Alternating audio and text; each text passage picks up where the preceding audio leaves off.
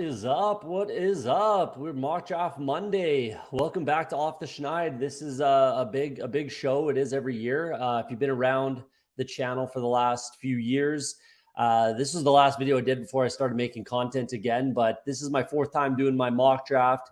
1.0. I only do one mock draft per year.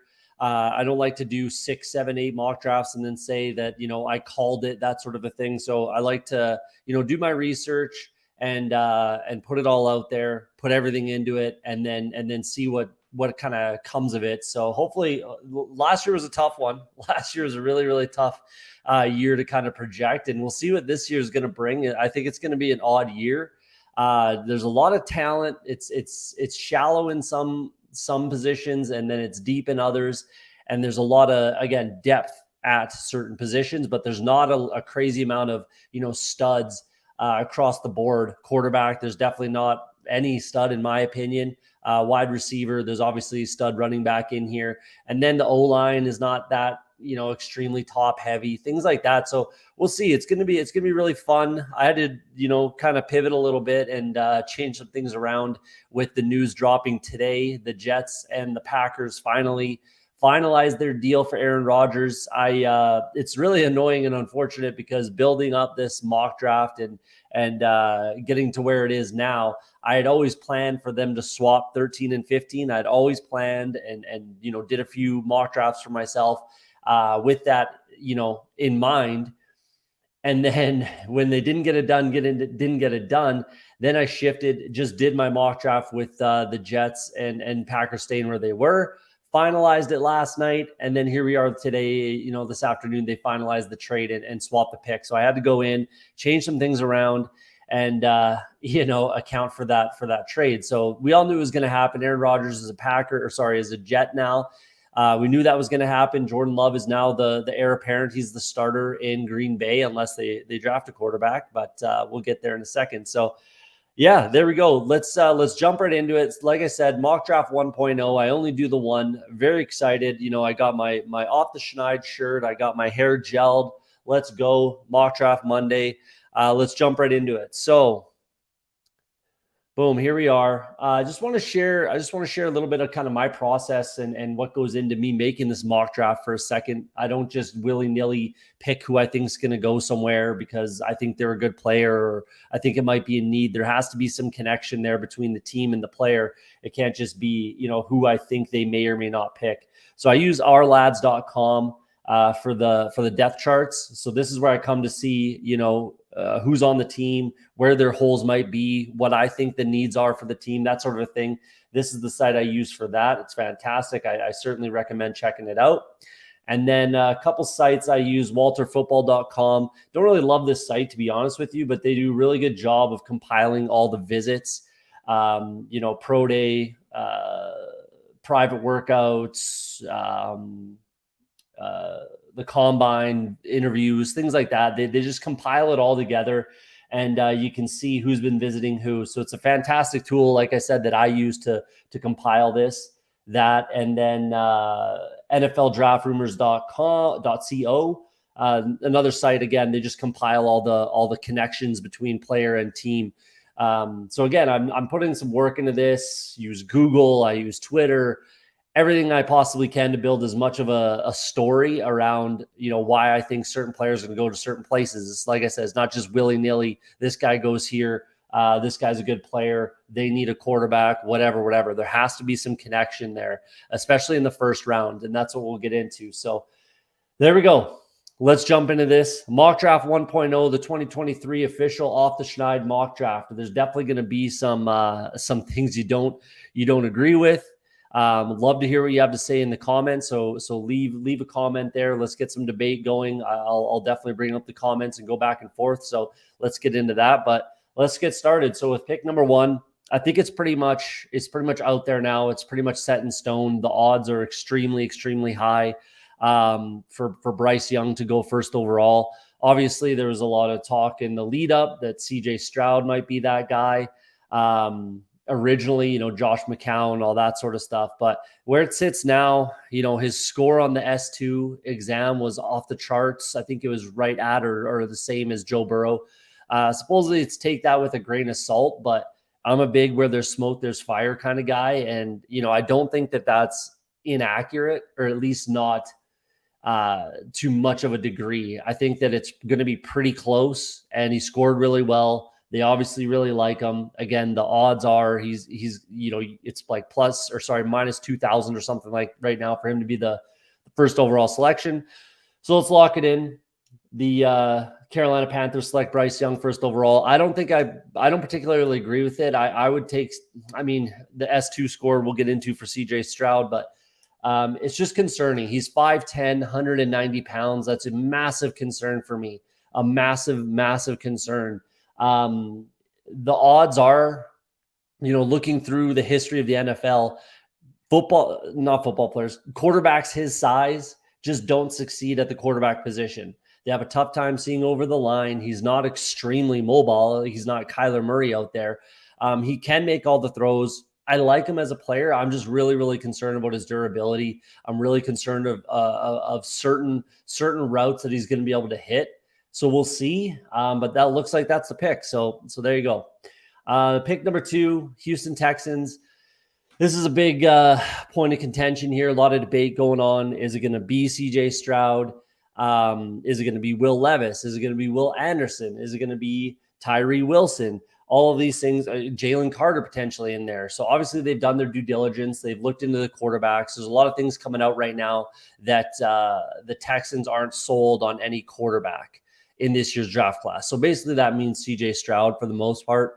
You could maybe put Anthony Richardson in here, but that basically says, we're not completely sold on CJ Stroud being the quarterback of the Houston Texans for the foreseeable future. So what does that mean? Do they go after a guy like Will Anderson? Not a true edge. He's about, 6'3", 250? Yeah, 6'3", 250. He's more of an outside backer in my opinion. I just genuinely feel like Tyree Wilson's going to be the pick here. So he's just going to, for me, he fits the DeMeco Ryans defense a little bit better. He's a Texas kid. I think the size is going to be the difference. He's a true defensive end as opposed to Will Anderson, who, again, is more of an outside linebacker. DeMeco Ryans might want to build up this defense, and hopefully, in my opinion, hopefully he's convinced Nick Caserio, like, listen, build this thing out like the San Francisco 49ers. Let's build around this defense. Let's get ourselves in a good position there. The offensive line is pretty decent. And let's build around the defense and go from there. Like I said, Tyree's a local guy. He's from 3 hours north of Houston. He's Texas A&M originally committed to, and that's about an hour north of Houston. Always, and then Texas Tech after that. He's always been in Texas. So I just think that that's going to be the pick. I think they're going to kind of shock the world a little bit. The odds are swinging towards Tyree Wilson a little bit. And I wouldn't be shocked. That's it'll be an interesting one. It does start at 2, realistically, the draft. A lot of times it doesn't start till pick 4, 5, 6, 7, that sort of thing. But it can go any which way from here. We could even see a trade from the Houston Texans, someone trading up for a quarterback. But to be honest, I just don't see it. I honestly don't see many trades. And the reality is there's been a ton of trades already, including the one this afternoon. But draft day trades, I'm not so sure I see too many, especially this high with, the quarterback class being, as perceived as a weakness and no stud quarterbacks out there. And I kind of agree. So I don't particularly see a trade here with the, obviously with the Arizona Cardinals. That's where it starts, where people are thinking that this pick is going to be auctioned off sort of a thing on draft day as soon as the pick is in for a non-quarterback at 2. And then they're just going to go ham and teams are just going to throw first round picks at the Cardinals. I just don't see it that way. I really, really do not. So I think that, they're going to try to trade the pick. They're going to be making calls, left, right, and center, just burning up the phone lines. But I don't think anyone's going to pay up to draft any of these quarterbacks. I really just do not see it. So the Arizona Cardinals stick and pick, and they go with Will Anderson. He fits the defense here. I think he can be that Hassan Reddick type for Jonathan Gannon. He's going to be a cornerstone on this defense for the next, 5 to 10 years. And he can definitely get the job done. Like I said, he fits this defensive scheme. And he's, 17 and a half sacks as a sophomore, and then 10, right around 10 last year in kind of just forced year. He could have went pro after that and played in the NFL, no problem. But you got to play 3 years out of high school to get drafted, to be draft eligible. So here we are. And like I said, I don't think anyone's going to pay that price tag. I really just don't see it to trade up. If you look at the Trey Lance trade a few years ago, that was 3 first-round picks for Trey Lance. It probably should have been for Mac Jones. Everybody thought it was for Mac Jones, but obviously they went with Trey Lance, and I just don't see that happening at all. I don't even particularly see 2 first-round picks going with a guy like Lamar Jackson still out there who could get you can sign for 2 first-round picks. I just don't see it happening. So we're at pick number 4. Only one quarterback's gone, Bryce Young. And these S2 scores keep coming up. And where there's smoke, there's fire. They keep saying that it's not exactly accurate. Take it with a grain of salt. CJ Stroud supposedly got an 18% on the S2 test, which is horrible. And again, take it with a grain of salt, but if it's that low, where there's smoke, there's fire. I don't think it would be misreported that low unless there's some truth to it. I'm not saying he's 100% and 18%, but it couldn't have been good. Like, it certainly could not have been good if those reports were coming out. Let's say he got 40%, more than double, right? That's still a very poor score. So that's a huge concern for me. There's a lot of talk of him dropping. Will Levis has gone up in the odds on sports books. So I just think that Will Levis is going to be the guy. I think that they're looking for a quarterback that can start right away. I think that they must see basically Josh Allen in Will Levis. He does have the size and the running capability, and there's questions around him for sure, but there was tons of questions around Josh Allen as well. So for me, I don't love this pick at all. I'm picking Anthony Richardson if I'm here. If I'm the Colts, I go ahead and play Gardner Minshew, and I pick Anthony Richardson because his ceiling is just head and shoulders above Will Levis. And to be honest, anyone else in this draft and anyone else since Lamar Jackson came out. So I take Anthony Richardson if I'm the Colts, but this is just what I think that they do. I'm not making these picks like I'm the GM and I would make these selections. It's not it. That's just what I think they're going to do. So there you go. I think they go with Will Levis, and I think it just says volumes that they don't want Anthony Richardson if they're not going out and getting Lamar Jackson. They have a guy who's a proven commodity, a former MVP of the NFL, who's available right now. They could likely offer this 4th round pick to the Ravens, and we'll see, maybe they would take that straight up for Lamar Jackson. Either way, they could go with the 2 first round picks. It just doesn't make sense that they're going to go after Anthony Richardson here. So Will Levis is the pick.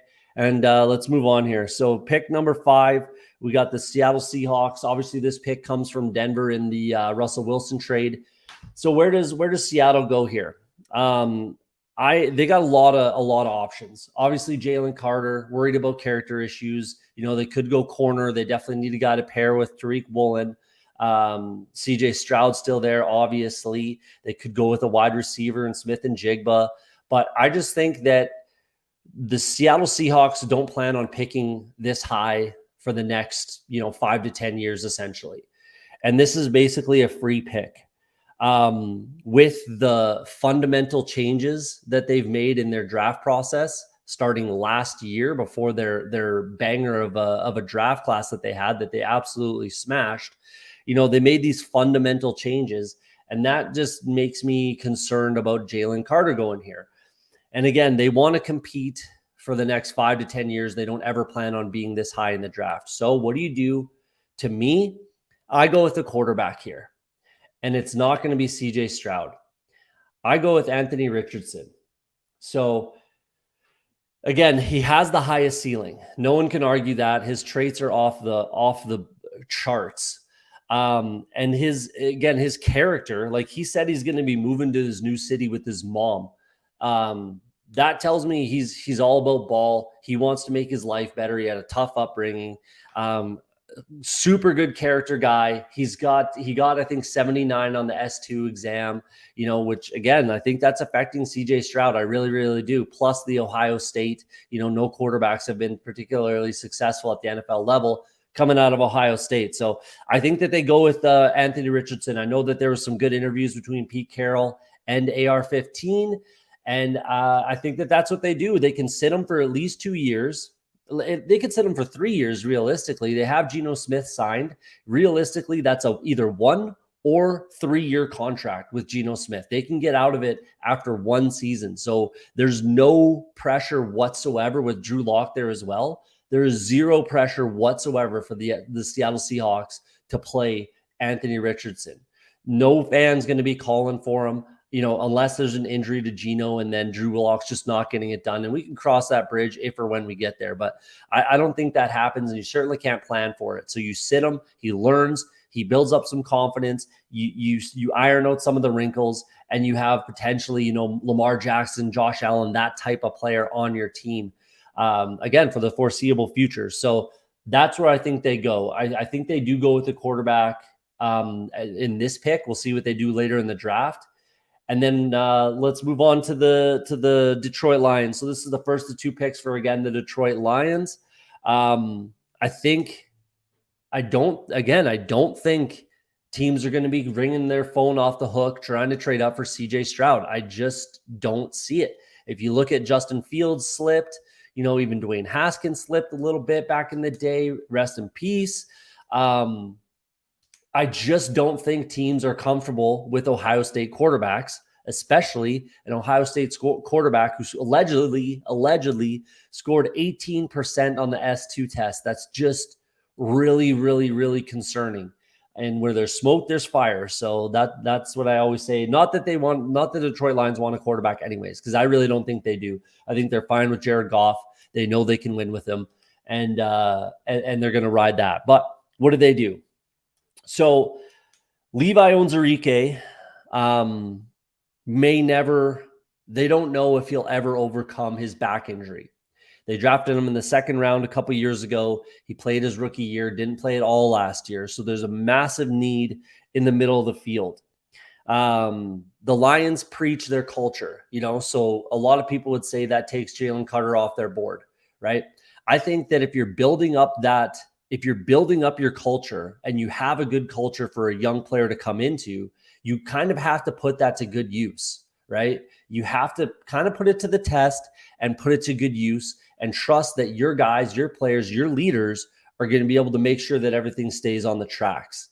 So massive need on this team is defensive tackle, the interior of the line, and I think they go with Jalen Carter. I don't think they can kind of resist. I really think that they see him sitting there and their hands are kind of tied. They know what he can be.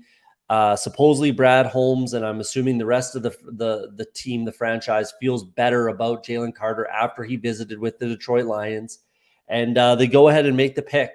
Like I said, I think if their character, if their locker room's in a good place and they have a good culture, bringing him in, it doesn't concern me as much. I think that they should lean on that, and to be honest, a little bit of adversity like that might build more character and more culture within that locker room. So that's what I think happens. Jalen Carter, number 6 to the Detroit Lions. Now, sitting here at number 7, got the Las Vegas Raiders. They just went out and signed Jimmy Garoppolo. Obviously, Josh McDaniels connections there. What else do they need? They're not a great team, if we're being honest with ourselves here. They're really not a good team. There's a lot of holes here, especially on the defensive side of the ball. Offensive line can use some work. Their wide receivers are in a good spot. I think they're okay enough at tight end. And again, this is a deep class, so I don't see tight end being a huge need. But I think they're sitting there. CJ Stroud's been in their building. They've had lots of conversations with them. I don't know if they can resist. Again, I'll say it again. They don't have to start them right away. That's going to be the theme of a lot of these quarterbacks this year, is they don't have to play right away. Another similar contract to the Geno Smith, Jimmy Garoppolo, a 1 or 3 year deal. They can move on with him at any point after this season. So they bring in CJ Stroud. He gets to sit on the benches at least for his first year, learn the offense, learn how to conduct an offense, because they really don't do that a lot at Ohio State. He said he did it a little bit, but not enough. And Justin Fields, he struggled when he came out. A lot of Ohio State quarterbacks struggle, but a lot of them are kind of thrown to the wolves and they have to play right away. So if you have CJ Stroud sitting for his first year, as long as Jimmy Garoppolo stays healthy, getting comfortable with all those sorts of things, and they have a lot of draft capital in this draft. They've got 12 picks with 5 in the top 109 to improve their team for this year. So they can attack the offensive line, they can attack that defense. And it is a bit of a luxury pick, but it's not. They deserve to be picking where they are because they were not a good team last year. But again, you might not be picking this high. So sometimes when you're this high in the draft and you don't plan on being there next year, you might as well take your quarterback right now, your quarterback of the future. And again, you don't have to start him. He can sit on the bench and learn from a fantastic mentor in Jimmy Garoppolo, who's pretty much been known for doing that throughout his career. So there you go. Number 7, CJ Stroud. I could honestly see him slip a little bit more. I really could. I could see him fall more in this draft, but I don't think he gets past Tennessee at 11. I'll say that right here and now. So we'll get there when we get there. Pick number 8. Pick number 8. So the Atlanta Falcons have made it very, very clear that they want to trade down. They've been very vocal. It's been very public that they would like to trade down in this draft. There's a team that we never know what they're doing out there, and that's the New England Patriots. I see a trade happening here. This is the first trade that I have in the mock draft, and I think the Patriots trade up. So fit 14 and 8, obviously. Patriots add in, if you look at the draft capital here for the Falcons, no picks between 113 and 224. That's a huge gap. And again, I know that they have been very vocal that they would like to add some draft capital here, especially in those middle rounds where they don't really have much of anything. So the Patriots, for the first time, and not all the time do they have this kind of draft capital, and they're going to put it to good use. So they give them 14, 135 and 184 to close this gap right here. And then they also give a 2024 third round pick. They're only moving down, 6 spots. I think that's enough capital there. The Falcons get to add draft capital next year, and then again in the middle rounds this year to improve this team that's kind of getting there. So they get what they want. They trade down. The Patriots get what they want. They trade up. We're going to force this trade through. Now, who do the Patriots draft? Who are they after?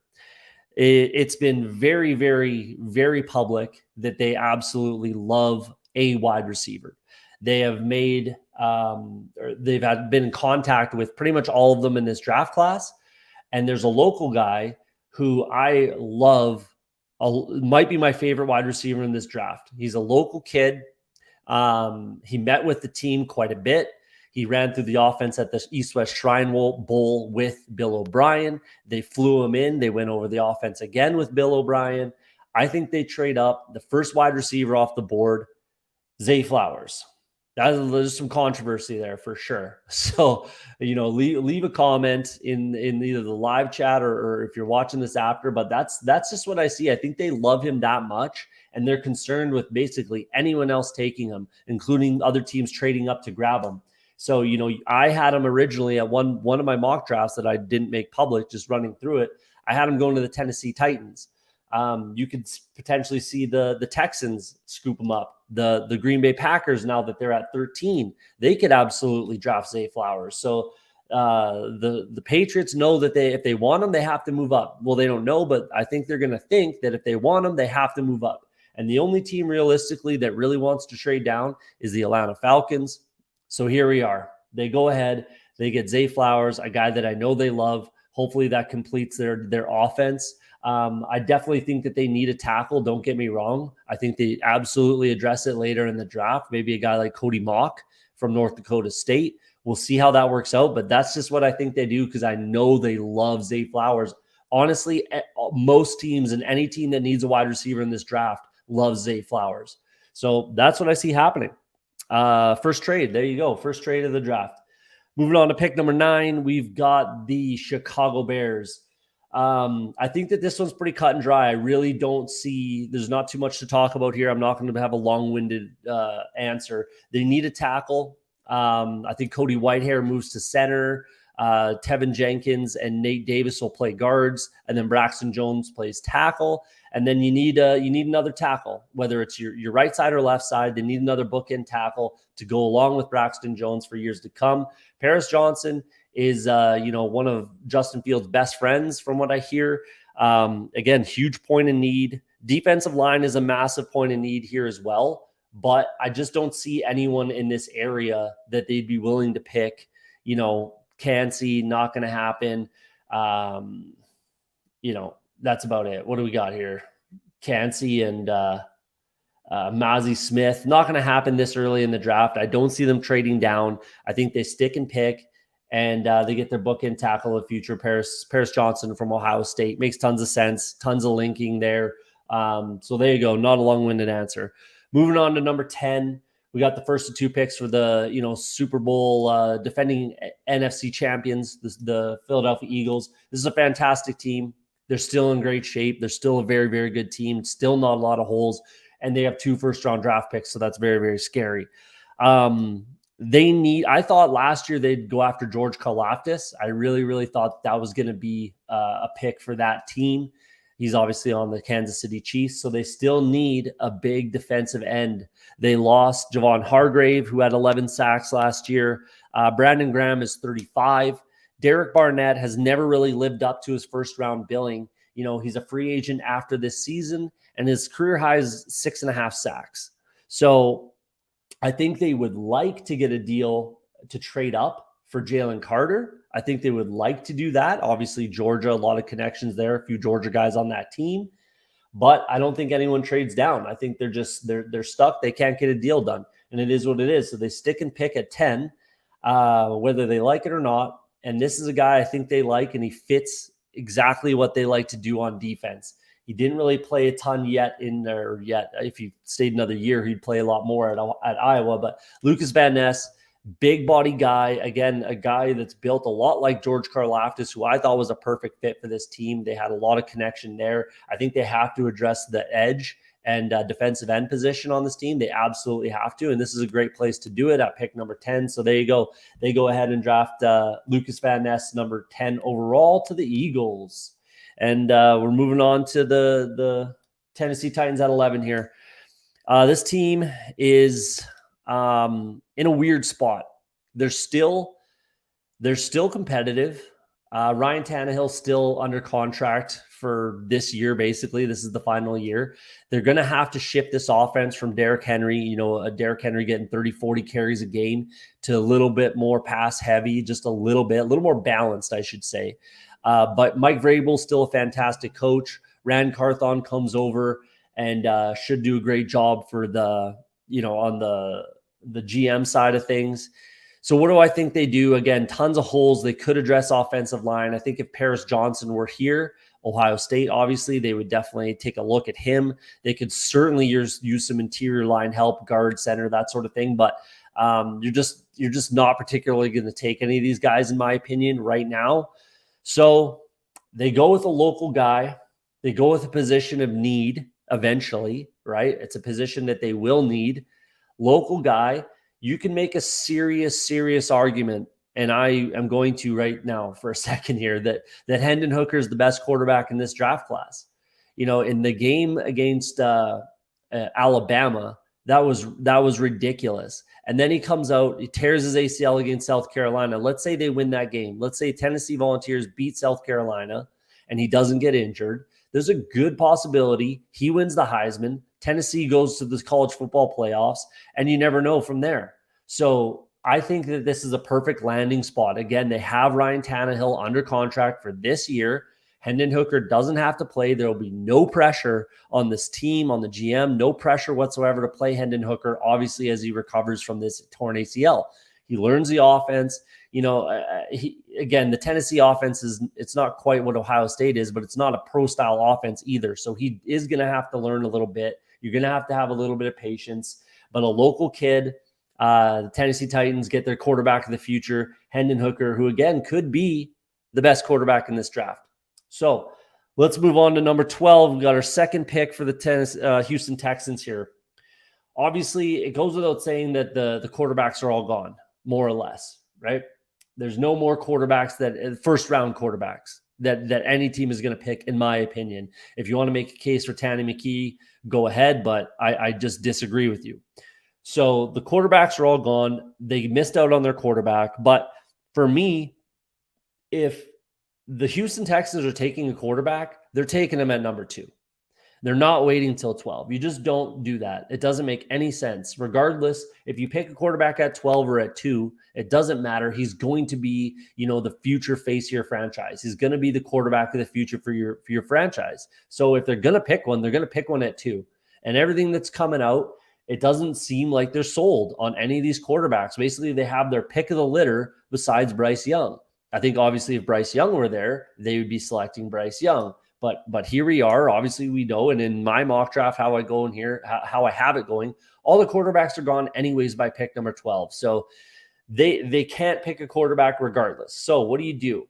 Again, they bring in DeMeco Ryans as their head coach. Obviously, they're going to build around that defense, build it up, get it to a place where they're a competitive team, and then they can build their offense from there. Davis Mills might have to start games this year for the Houston Texans. It's a decent quarterback class next year, and I know you don't plan for that. Teams don't plan that way. They don't just say, "Oh, there's good quarterbacks next year. We'll wait." You don't do that. You draft your guy if you believe in him. But if they don't believe in a quarterback here, then it is what it is. And they just, like I said, if you're not going to pick a quarterback, then build up that defense. So I think they attack the defense. I think they attack the secondary. They drafted Derek Stingley last year. They could definitely still use some help.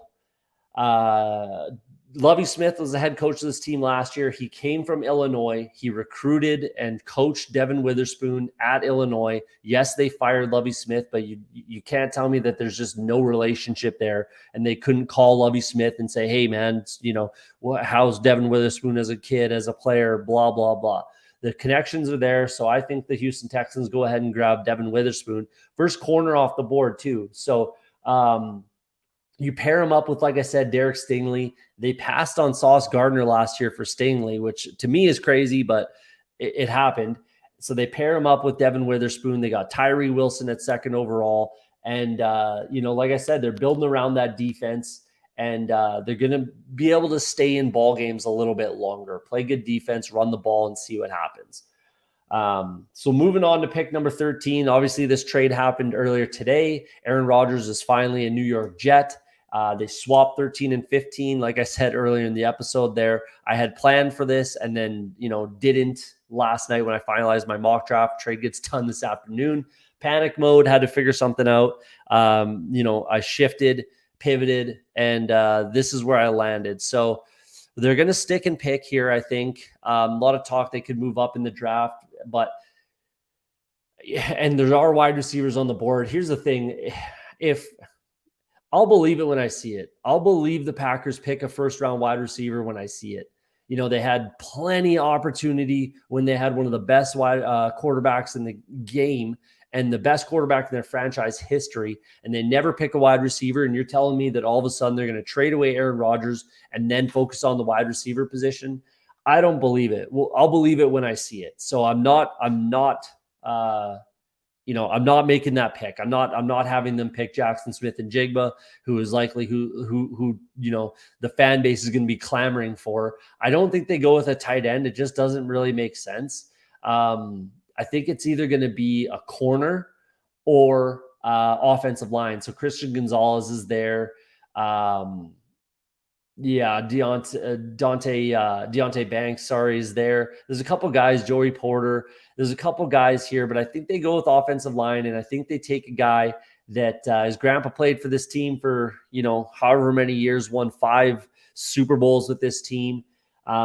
He's a guy that I think might be better off as a guard. I had him slipping originally, and I had the Packers getting him much later in the draft, but with this trade today and the way things fall, I think they just go ahead and pick him here, and they just take Peter Skoronski. He's probably going to, like I said, he's probably going to kick in the guard, but he's going to start on this offensive line somewhere in year one, whether it's left guard, right tackle, right guard, whatever.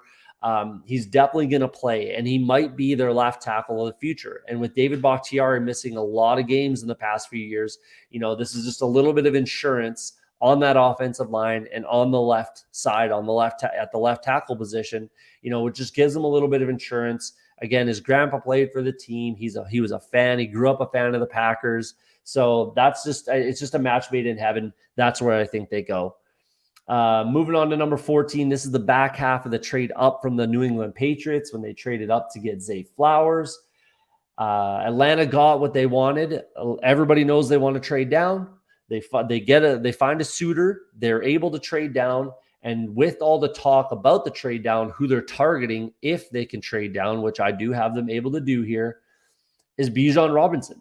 And I think they go that route. If they can trade down, if they can make the move and get down to 14, somewhere where they're at, where I have them, I think that they will pull the trigger on Bijan Robinson. I think it'll put that offense over the hump. I think that they definitely need a wide receiver. They need a slot wide receiver, a slot wide receiver, but there's tons in this draft. Realistically, it's full. It's absolutely chock full of slot wide receivers. So I think that they can get one later in the draft. They get the best running back in the draft who's going to carry the ball 250 to 300 times as a rookie.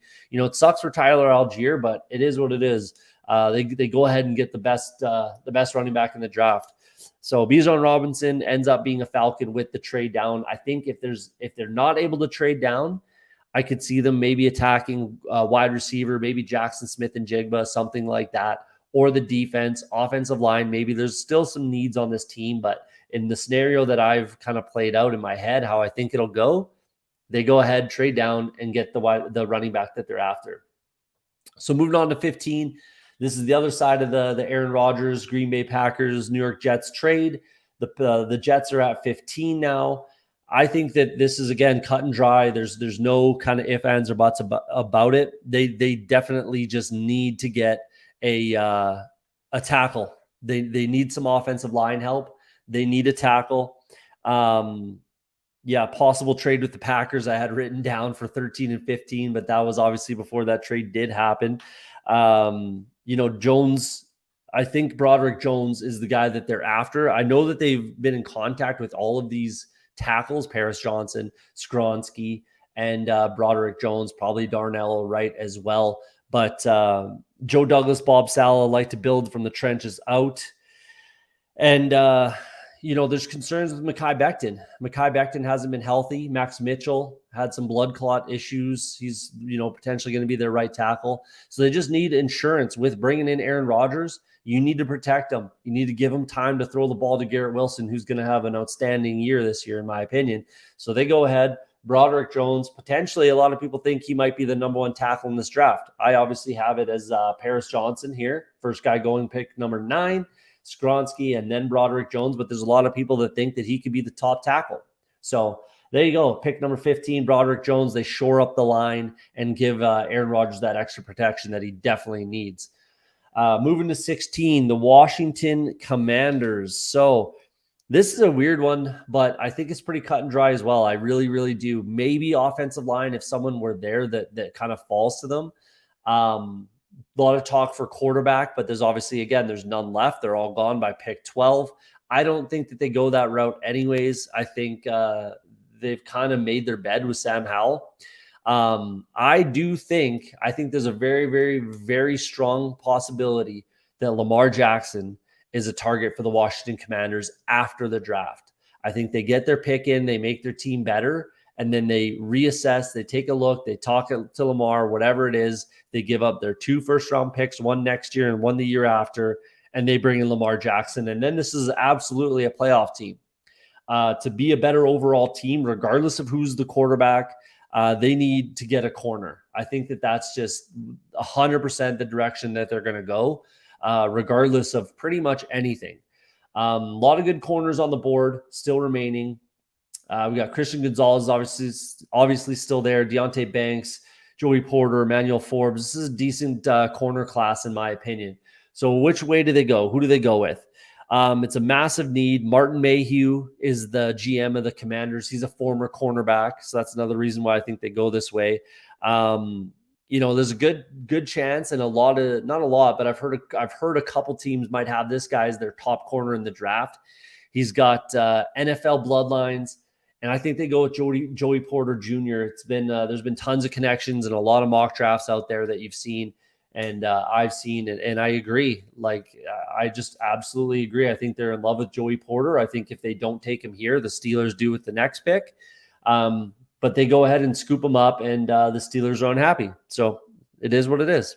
And then the Steelers are on the clock, and I think they go the same kind of a direction, only because this guy's still on the board. I think I do kind of see Christian Gonzalez slipping a little bit. There hasn't been a ton of buzz around his name, realistically. If you, like I said at the opening of the show, I look at who's connected to who's bringing who in for visits, things like that, and there's not a ton of buzz. Not a lot of teams brought Christian Gonzalez in for a visit. One team that did, I think one of the only teams that did, is the Pittsburgh Steelers. So he kind of falls into their lap, and I think that they just scoop him up. They go ahead, plug and play Christian Gonzalez. They got they have some depth there. Patrick Peterson, I believe, right, is a Steeler. Let's go check it out on our lads. Like I said earlier, Patrick Peterson, Levi Wallace, right? Yeah.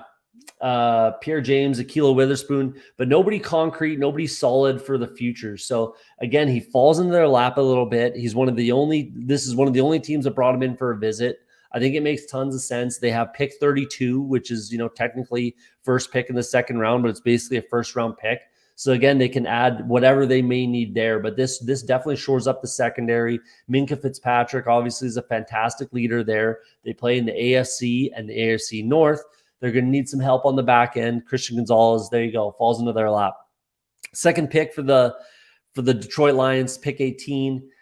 They could go a lot of different directions here too. Obviously, Jamison Williams with his 6-game suspension, that hurts. Safety was suspended 6 games as well. They could use some help on the interior still. They could use a corner. They traded Jeff Okudah. They got Jalen Carter at 6 overall. That shores up the defensive interior a little bit. I like what they have going on there. So what do I think they do? I think that they shore up their offensive line. They complete it. It's a very, very, very good offensive line. Very good. But there's a big glaring hole at right guard is where it's at, actually.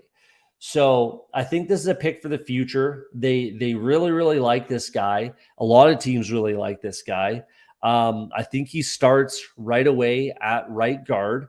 And I think, he eventually will be a bookend tackle for this team. So it's Darnell Wright. And like I said, starts at right guard, but then potentially forms a bookend tackle duo for the Lions for the years to come with Penei Sewell. Taylor Decker's getting a little older, a little long in the tooth, and they just shore it up. He can certainly kick into right guard. And that's what I think they do in his rookie year. And then we'll see what happens moving down the road.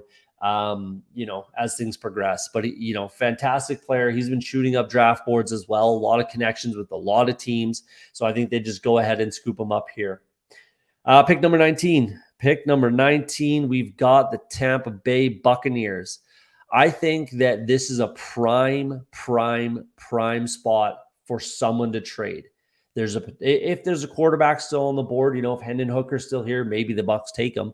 Maybe they trade out of it. CJ Stroud, if he falls heavily, which I don't think he falls this far, but if he did, either way, I think that this is a prime spot for a trade. If Bijan Robinson is still on the board, I think a team trades up to 19 to scoop him up. So I'm very, very confident that there's going to be a trade with the Buccaneers here. They have a lot of holes. They're still a contending team, but there's a lot of holes, and there's a lot of talent towards the end of the draft that I think that they could key in on.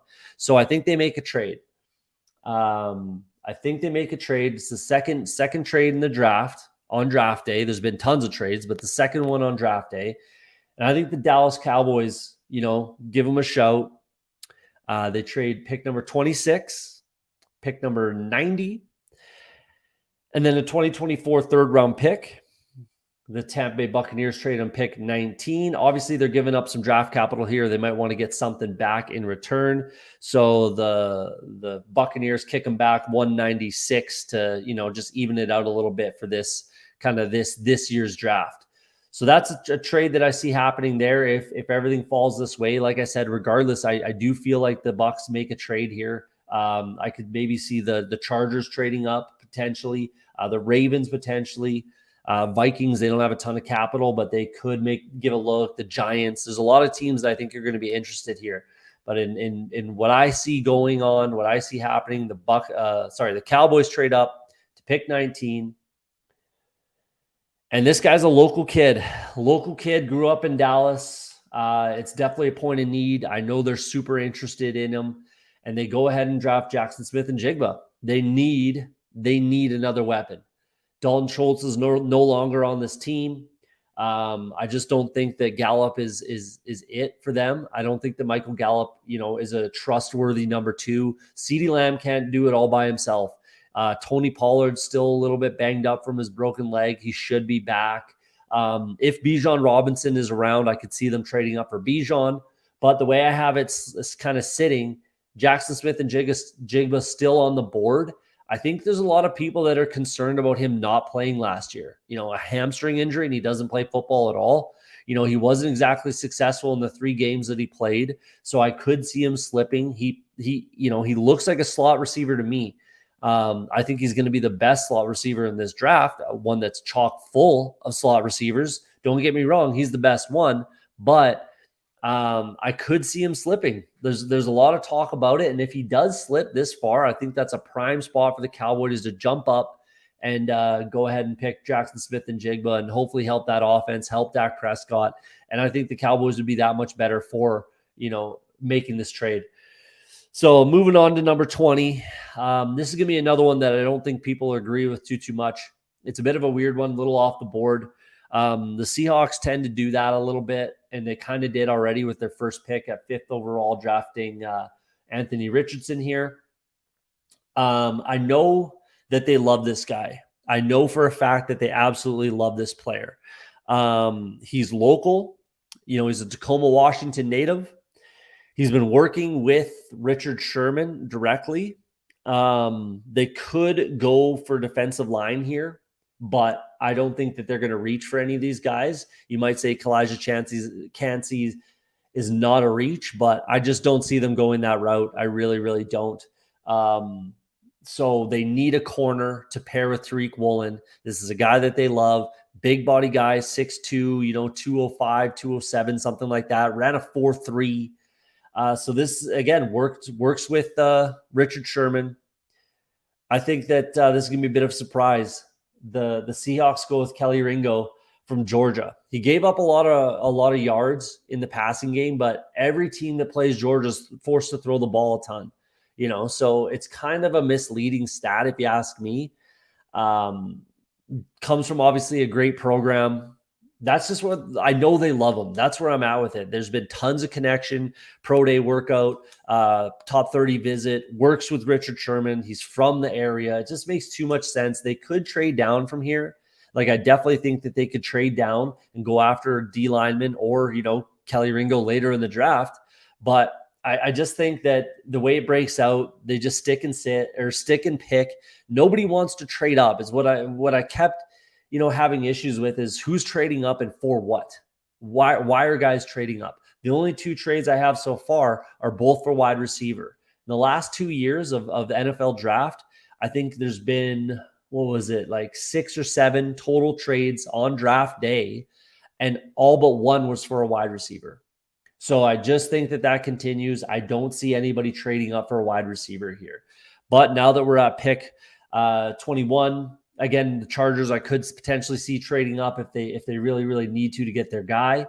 Who do I think they pick? I think that they go with a guy that's obviously connected to their team. A lot of people know the wide receiver coach for the Chargers was the wide receiver coach at Pitt. He recruited Jordan Addison. It's a point of need, USC guy. So now he's local to the Chargers, and a point of need with Keenan Allen getting a little long in the tooth. Mike Williams hasn't been able to stay healthy. Josh Palmer, he's quality, but I'm not sure that he's a guy. And I know they like him. So I think that that's the route they go. They stick and pick at 21. If they have to trade up, if things go differently in the draft, if they have to trade up, I could see them trading up a few spots to ensure that they get this guy. So there you go. That's what I think they do at 21. The Chargers get a weapon for Justin Herbert that I think they definitely need, especially for the future. And they grab Jordan Addison. Pick number 22. We're sitting there with the Baltimore Ravens. Another team that I could see potentially making a trade, probably up, maybe down because they don't have a crazy amount of draft capital, but I think that they're just a little too enamored with this guy. For me, it was between two guys right here. It was between Nolan Smith. Obviously, Todd Monken comes in as the offensive coordinator. Sure, but he was a coach at Georgia. Nolan Smith played at Georgia. He fits that defense. I think it makes tons of sense, but I really think that they love this player too much. I love this player. I want him to not go here at all. I would like him to be available for when my Bengals pick, but I think that they just like him too much. His track record is ridiculous. I think they go ahead and they pick Emmanuel Forbes out of Mississippi State. He's had, I don't remember the stats. Go look up his stat line. He's had 6 interceptions returned for a touchdown, which is an NCAA record. People are concerned about his weight a little bit. He's going to be about 6'1", 170, 175, something like that. If I'm not concerned with Devontae Smith's weight, which I was not when he was drafted, and I'm still not, I'm not concerned about Emmanuel Forbes' weight. A ball hawk like this, like these guys just don't come around every day. Look at what Tariq Woolen did for the Seattle Seahawks last year. He was absolutely lights out, absolutely fantastic. He was the pick of the draft for the Seahawks. I think that this could be that type of a player.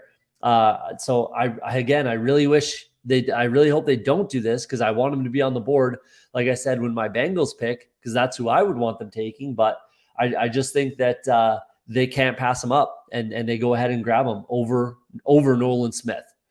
So moving on to pick number 23, we've got the Minnesota Vikings. I could see them trading down because they really don't have a lot of draft capital here. Only 5 picks in the entire draft. They're pretty close. Obviously, they were 13-4, won the division last year, so they're pretty close as a franchise. But that defense was god-awful. They were 13-4, like I said, won the division with one of the worst defenses in the NFL. I think they'll be a little bit better up front. They got some pass rushers that they can certainly work with there. They got decent linebackers with Hicks and Asamoah. They got Harrison Smith in the back end of that defense, kind of playing quarterback there. But they're going to need some help, and the place that they need some help desperately is at corner. So I think there was some connection here. They brought him in for a private visit.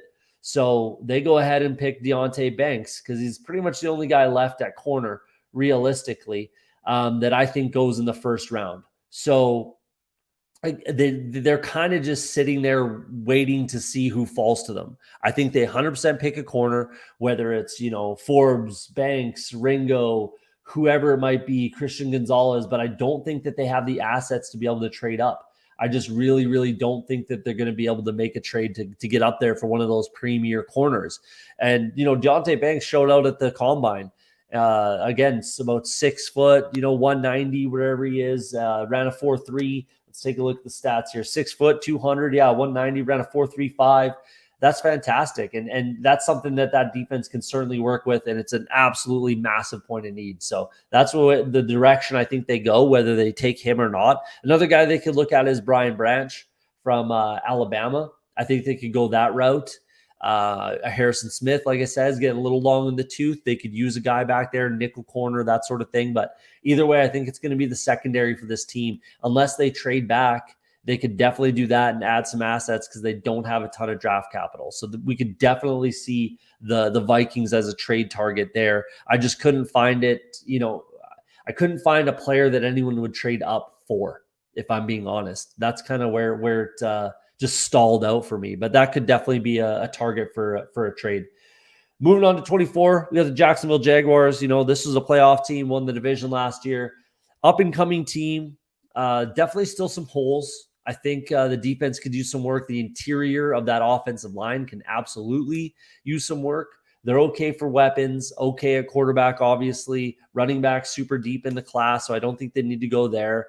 Though I could, if they go after a guy like Jahmyr Gibbs, that would be pretty interesting for that offense. But I think they go with defense here. It's either, like I said, it's either defense or the interior offensive line. So it's either going to be Osiris Torrance for me, local guy, Florida guy, point of need. Definitely a guy that I think could go in the first round.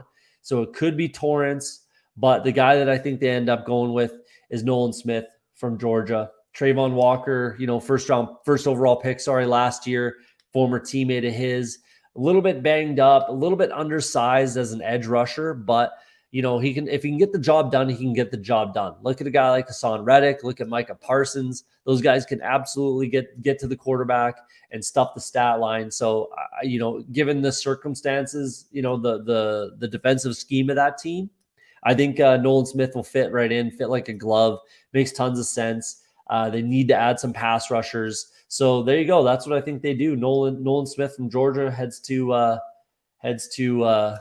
Jacksonville. Like I said, point of need, kind of a local guy as well. Moving on to number 15, the New York Giants. This is people are probably going to hate this pick a little bit because it's so not sexy. It is not sexy at all. It is literally the least sexy pick you could ever make in an NFL draft. But it's an absolutely massive point of need for this team. Absolutely massive. There's been tons of communication between this player and the Giants. There's a few teams that are looking at potentially drafting this position and this player specifically. For me, he's by far head and shoulders the number one center in this draft. And I think they draft John Michael Schmitz. Again, not sexy at all. I know Giants fans are going to be throwing up in their hands right now, but he's going to be a starter for this team for the next, 5 to 10 years. You're never going to be unhappy with this guy being on, leading your O-line. A quality center can make a massive amount of difference on an offensive line. And they absolutely, it's an improving offensive line, but they have no center whatsoever to speak of. So I think that's the way they go. Again, he's head and shoulders, in my opinion. Joe Tittman's, touted as one of those guys as well, but he's just, in my opinion, he's just too big to be a center. He's 6'6". That's just too tall to be a center. I think he kicks over to guard, and he's going to be a good player. Don't get me wrong. I like Joe Tittman, but I think as far as center is concerned, I think it's John Michael Schmitz or bust, to be honest. There's a couple other guys later in the draft, but if you're drafting a guy this early, it's going to be Schmitz. So again, not sexy. Giants fans are going to think it's really ugly, but they're not going to be unhappy with the draft pick at the end of the day. Moving to the Tampa Bay Buccaneers, this is the back half of the Dallas Cowboys trading up for Jackson Smith and Jigba. You see here, they're going to make a pick here. Massive hole on this team and on this offensive line. Donovan Smith is gone. Tristan Wirfs, they just picked up his fifth-year option today. Ryan Jensen should be back from injury. They brought in Matt Filer, who's very good, should play left guard probably. Luke Godecki, potentially the other guard position. So they have a massive hole at tackle. If they move Tristan Wirfs to the left side, which sounds like that's what they're going to do, they need a left or right tackle. It doesn't matter. Bring a guy in, and then they battle whoever plays. One of them plays left, one of them plays right. And a lot of connection here. They go ahead and grab Anton Harrison. More of a pass blocking tackle, which I don't think is what they're going to be looking to do on offense. I think they're going to want to run the ball a little more under Todd Bowles. And now that Byron Leftwich is out of the building, but he's realistically the top tackle on the board, and it's really not close. DeJuan Jones is there. Yes, I think they could give him a look, but as far as the connections are concerned, I think Anton Harrison is going to end up being their guy. Moving on to the Buffalo Bills at pick 27, another one that is going to be an interesting one. Might get a little bit of pushback on my pick here, but I just think it's the direction that they go. Watching a show the other weekend or the other week, the other day, whatever. Shout out to Hayden Wink from Underdog Fantasy. I love that channel. I watch them a lot. Josh Norris and Hayden Wink. He pointed out that this player has been working with Luke Kuechly directly. Luke Kuechly, who used to be, a stud, probably a Hall of Famer for the Carolina Panthers. Head coach Sean McDermott was a defensive coordinator there. Luke Kuechly has worked with the linebackers on the Bills. He is a Tremaine Edmonds clone, fantastic leader, 4-year senior from Iowa, led the defense. He can do everything that they got out of Tremaine Edmonds. And again, with that connection with Luke Kuechly, I just think that that's the direction they go. The Bills go ahead and get Jack Campbell. He can play in coverage. He's one of the better, coverage linebackers in college football last year. Highest graded linebacker in college football on PFF. Like I said, they lost Tremaine Edmonds, and they go ahead and bring in his exact clone replacement. So there you go. They could go a few different ways here. Interior offensive line's a point of need. Corner, potentially a weapon at wide receiver. They could definitely go there, but with who's left on the board, I just don't really see it. Maybe if Jordan Addison was still around, they might give him a look, but the way I have it breaking down and with the connection to Luke Kuechly, I think Jack Campbell's their guy. Moving on to my team, the Cincinnati Bengals. This is not going to be a fun pick for me. If Emmanuel Forbes was still around, he's the guy that I would snap up in a heartbeat. I really don't think they go with tight end with this pick. A lot of people have them taking Darnell Washington. I think that would be a huge whiff. I would be very, very, very unhappy if the Bengals draft Darnell Washington. I really don't see it at all. I think they do address the tight end position. A guy, Josh Wiley from Cincinnati University, he could be a guy that they look at later on in the draft. Very, very deep tight end class. So I don't see anyone forcing it. I really, really don't, especially my Bengals. So what do? Obviously, Jonah Williams is not happy. Orlando Brown comes in. He's going to play left tackle for this team. Jonah Williams is moving to the right side. He's not happy. He wants out of town. The Bengals have always drafted for future need. They always like to stay ahead of it, right? That's just what they always do. They will not trade, unfortunately. If Bijan Robinson happened to fall to 28, I think they scoop him up in a heartbeat. Jahmyr Gibbs is a possibility here. If you watched my show earlier on the landing spots for running backs, I have the Cincinnati Bengals as the number one landing spot for a running back. So Jahmyr Gibbs could be the pick here, but ultimately, I think they go ahead. DeJuan Jones, he's a local guy, big body of a man, was very successful at Ohio State. And again, if they need to play him at right, he is a right tackle. He's 100% a right tackle, played right tackle at Ohio State. So if it doesn't work out with Jonah Williams, then it opens up the potential that they trade him as well. I think they potentially give a call to the Indianapolis Colts, who really, really need a left tackle, and say, hey, what do you give us for Jonah Williams? And we kind of take it from there. I could certainly see that being a possibility there. So yeah, that's what I see my Bengals doing. Not sexy. I'm not super happy about it. I don't really love the pick, if I'm being perfectly honest with you. But it's just kind of what I see them doing. I'm going to move my picture over here so we can see this board. It's just what I see them doing. Like I said, they like to stay ahead of it, and they might need a right tackle to start this year. So they go ahead and grab DeJuan Jones. I could see some trades happening here. I could see a team trade up. You always see some movement at the end of the draft because teams want that fifth-year option on certain players and certain positions. So we could see some movement here. This is a potential trade possibility, trade target, the New Orleans Saints to trade down. I think they are looking for an interior defensive lineman. Obviously, they have nothing right now. Realistically, they have nothing on the interior of the defensive line. Kalen Sanders, sure, but they're going to need some help. So, Kalijah Cansey is a guy. Mazi Smith is a guy. Brian Brzee is definitely a guy they could look at. So if they don't trade out and they stick and pick, you could see one of those guys. But where I think they go is defensive end. They've been trying to fill, they've been trying to get Cam Jordan a running mate for the past God knows how long. They've invested a lot of first round picks, second round picks in this position, and no one really seems to work out. But I think they take another swing and get Miles Murphy here. Maybe he's going to be that guy, maybe not. But I think they got to take a swing. They gotta add to that defensive line regardless, whether it's the interior or the edge. Carl Granderson's there; he's okay.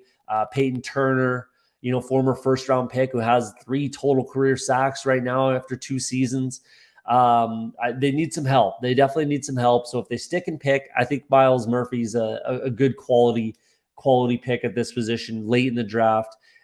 He could certainly, outplay this draft position. That's for sure. And they get that 5th-year option, like I said, that everybody holds pretty coveted at the back end of the first round. So we're wrapping it up here. We're closing in on the end. We got pick number 30. Pick number 30 is the Philadelphia Eagles. They're second of 2 first-round picks. Which direction do I see them going? They could go a lot of different ways. Not a ton of holes. They shored up their pass rushers, their defensive end position with Lucas Van Ness at 10. So what do I think they do? They lost CJ Gardner-Johnson. Huge loss for that defense. They tried to get him back. Didn't work out. Signed a 1-year deal with Detroit. He's gone. They brought back Slay. They're still in a good spot. So how do they get back to the Super Bowl? How do they complete their defense back to what it was last year? I think adding Luke Van Ness really helps. And then Brian Branch. I think if they go ahead and bring in Brian Branch, he plays that CJ Gardner-Johnson role. That's exactly what he's going to be doing at the NFL level. So they go ahead and grab him at 30, plug him into that defense, and they potentially go back to the Super Bowl. So you could see, offensive line. That's definitely a potential point of need here. Again, trying to stay out ahead of it, that sort of a thing. But I just see them trying to complete their team, complete their defense, get back to the Super Bowl. This is a plug-and-play starter on this defense from day one. So there you go. Brian Branch goes 30th. Fantastic pick, in my opinion. That's one that I really, really like. Then we're wrapping it up. Pick number 31. Zay Flowers came to this team or went to throw with Patrick Mahomes the other week. I just do not at all think that Zay Flowers is even close to on the board here. Obviously, I have the Patriots trading up to draft him 8th overall. If they don't, there's a 0% chance, in my opinion, absolute 0% chance that he gets past the Chargers. Even though I know they like Jordan Addison, I think they'd rather have Zay Flowers over Jordan Addison if he's there. The Ravens, the Vikings, there's no chance that Zay Flowers is on the board for the Kansas City Chiefs. I just do not believe it. I know a lot of people mock him there because they would like to see him be on that team, but it's just not going to happen, in my opinion. But I do think that wide receiver is a need. Obviously, PFF has it as the top need for the Chiefs. It's definitely something I think they could look at. I think interior of the defensive line, a running mate for Chris Jones kind of a thing. They have some pretty good, defensive ends to get after the quarterback. They've obviously George Karlaftis. They, invested in it in the draft last year. We could see a guy like Will McDonald. Osiris Torrance is a guy that I think is a first round, certainly a potential to be a first round pick. Maybe a guy like Jahmyr Gibbs, that would be interesting. But I think they go with Quentin Johnston. I think that he's a guy that I think that there's a good possibility that they could trade for Mike Evans. So this, instead of trading for Mike Evans, just go ahead and draft a Mike Evans type of a comp. I think his direct comp is T. Higgins, who was a second-round pick for my Cincinnati Bengals. I think that Quentin Johnston's very, very, very similar. And they don't have a wide receiver like this.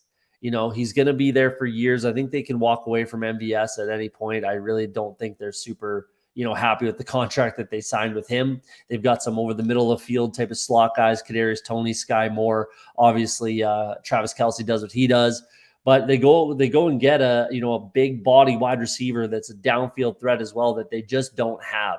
So there you go. I think that Quentin Johnston's a good fit there, and I think the fantasy football community would be very happy with that landing spot for QJ. So that's the draft. Let's blow through the all the picks here. Number 1, Bryce Young. Houston Texans at number 2, shock everybody and go with Tyree Wilson. The Arizona Cardinals don't find a trading partner. They're not able to get out of number 3, so they go ahead and grab Will Anderson.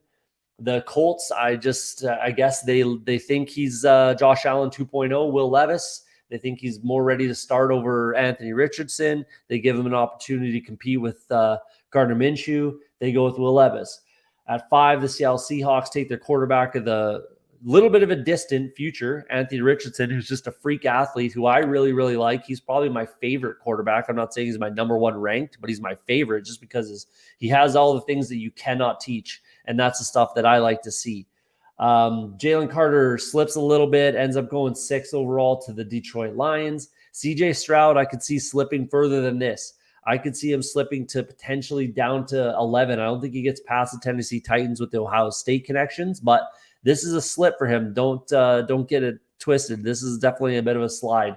But I think he ends up going number 7 to the Las Vegas Raiders.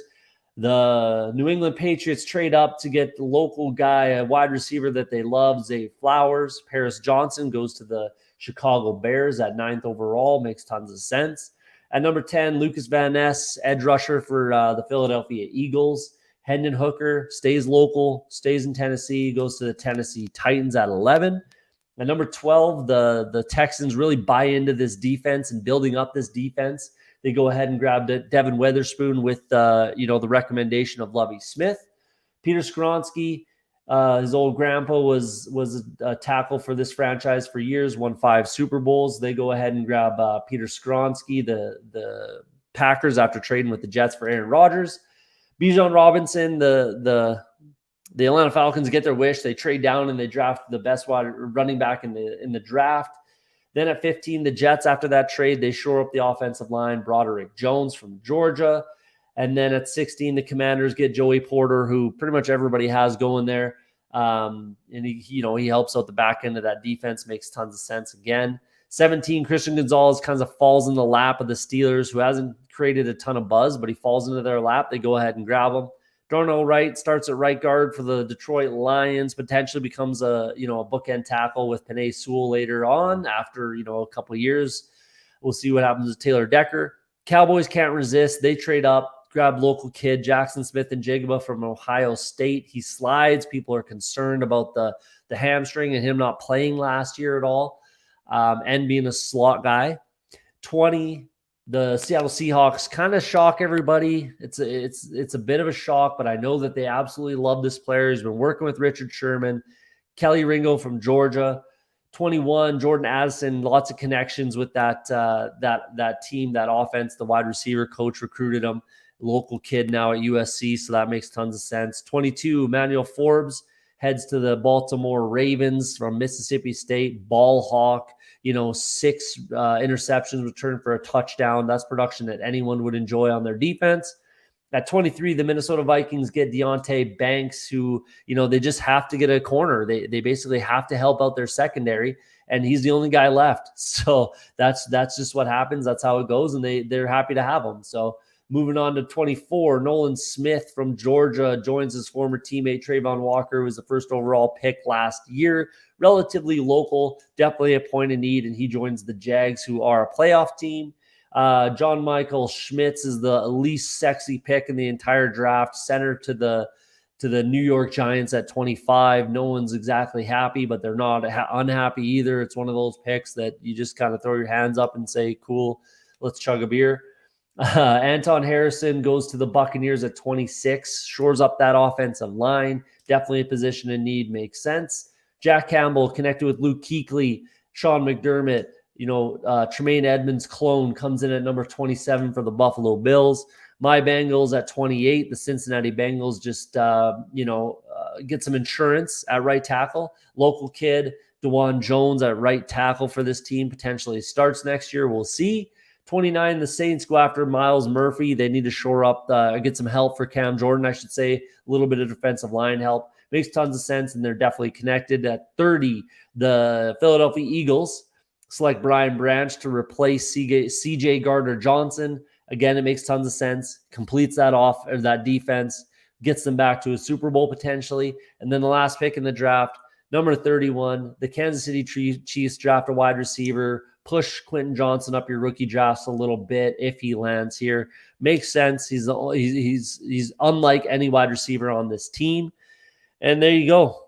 That's the first round draft. I think at 32, where the Pittsburgh Steelers are, they're going to be drafting Will McDonald out of Iowa State. I think it's drafted to the Steelers at pick 32, the first pick in the second round. And then we'll kind of take it from there. Follow me on Twitter. I'll be tweeting a hell of a lot during the draft, talking about where I think guys might land, what happened. Hopefully this mock draft doesn't kind of fall apart, but we'll see. It probably will. It's kind of the nature of the beast when we're doing mock drafts. So there you go. I was hoping for a little bit of chat. Doesn't look like anybody's in the chat. But yeah, if you can go ahead, hit that like button, hit that subscribe button for me. Trying to get making content again a little more consistently.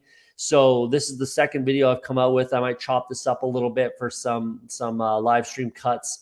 But yeah, send it to a friend. Help me out. And like we always say, off the schneid, if you're afraid to be wrong, you'll never be right. So we'll see you on draft day. Looking forward to Thursday. Hopefully your team gets the guy you're looking for, and we'll see you on the next video.